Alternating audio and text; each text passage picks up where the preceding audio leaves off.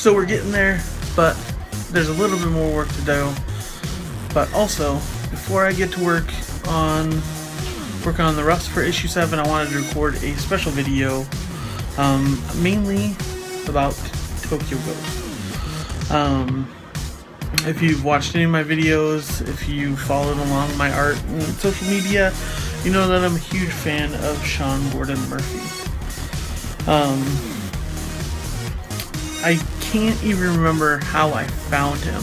I want to say it was Kirk FM that had made an offhand comment about Chrononauts or something, but pointed me in the direction of Sean's artwork. I'm pretty sure it had to do with Chrononauts. Back last year when I started writing my own comic, there was a point where I not only wanted to get into comics again, but I figured I needed to if I was going to do my comic any justice. So I picked up Chrononauts, wasn't a huge fan of the story. Like, the art's fantastic because it's Sean Gordon Murphy. The writing is Miller, which, I don't know, maybe he's just not a writer for me. But I love the art, but the story is kind of predictable, I guess. So that kind of left me wonky. But so I started following Sean's Twitter feed, and like he would give work in progresses, and like he would do covers for different books and whatnot, and he would knock them out in a day. He would go pencils, inks, finished inks, in one day, and super impressive. Just starting out, I was beyond blown away. And he started teasing this project called Tokyo Ghost.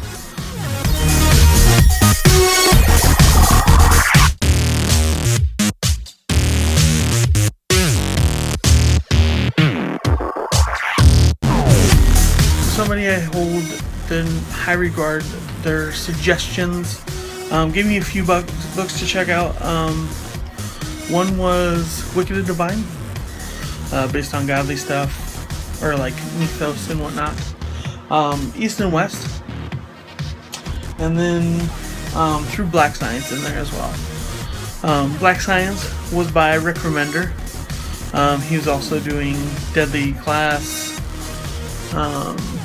and Low as well. And I heard Low was really good, so I picked that up as well for my first few trades. And Tokyo Ghost was coming out, and a bunch of things were being work in progress shots and whatnot shown, and I was falling in love with it. Sean Gordon Murphy still does his inks traditionally.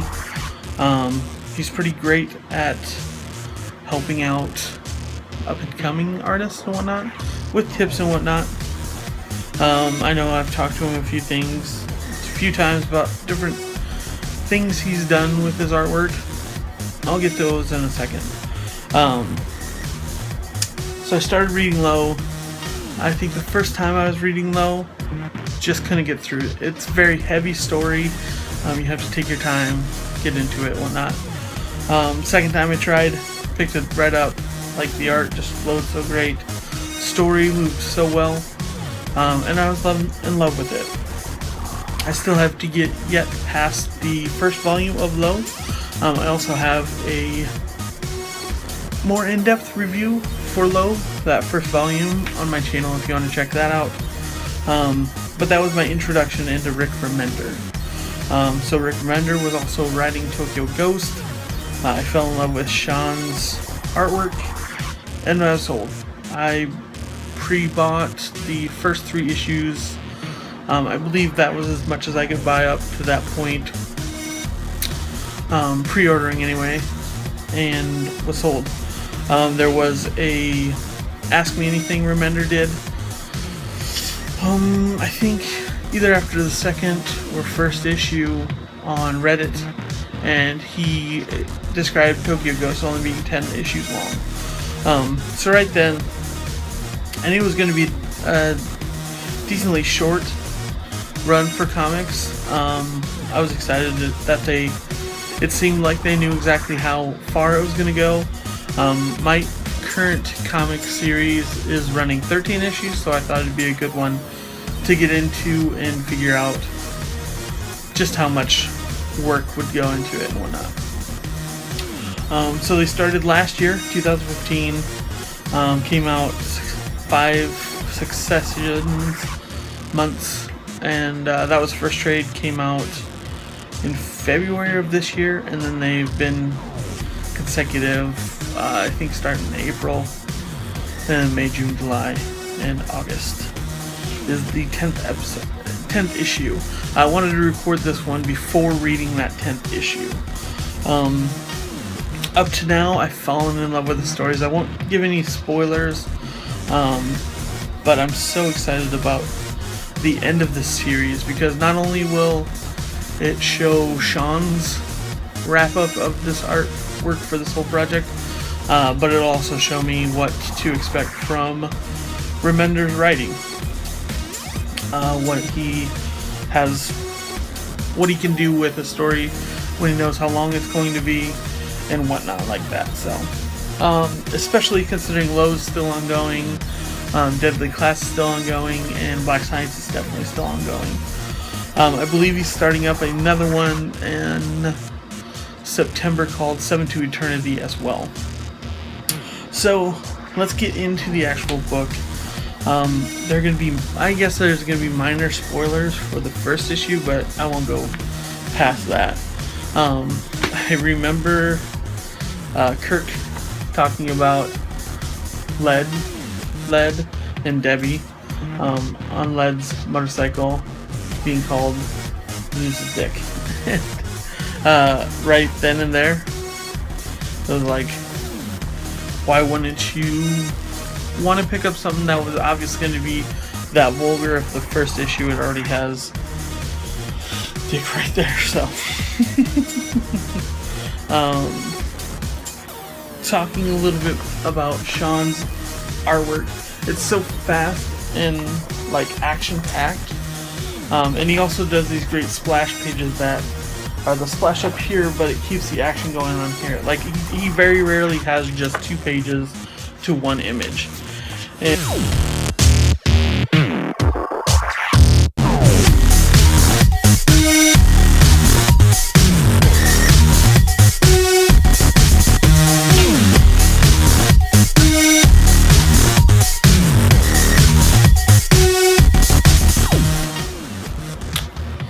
so with Sean Murphy's artwork, you have these great splash pages that even they don't slow down the action, because there's still an incredible amount that's happening that it never takes a second to breathe. He never gives it a chance to breathe, really. And like even this is half splash, but he has this great looking splash up top, and then he keeps the action going right here.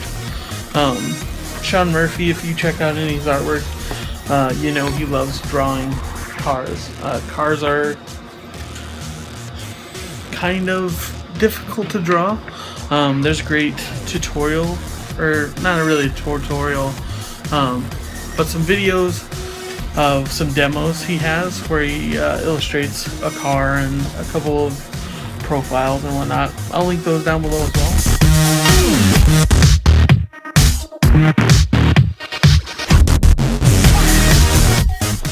More car scenes, like just the action of this car getting destroyed just even looks gorgeous.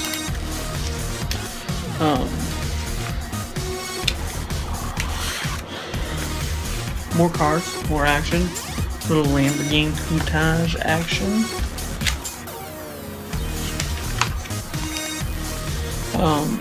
I love that he gave himself a little nod right there, a little punk rocker. If you don't know, Sean Murphy's one of his first projects that he wrote and drew all himself was Punk Rock Jesus. I highly recommend it, checking it out. They incorporated Superman in this first issue and whatnot, but like on top of all the violence, on top of all the action, like just gorgeous art. You also have this love story between these two, and like you can just see that they care quite a lot for each other, but at the same point, they're not as close as they used to be, and you can tell that. And knowing that it was going to be a 10-issue run, like, I couldn't not pick it up.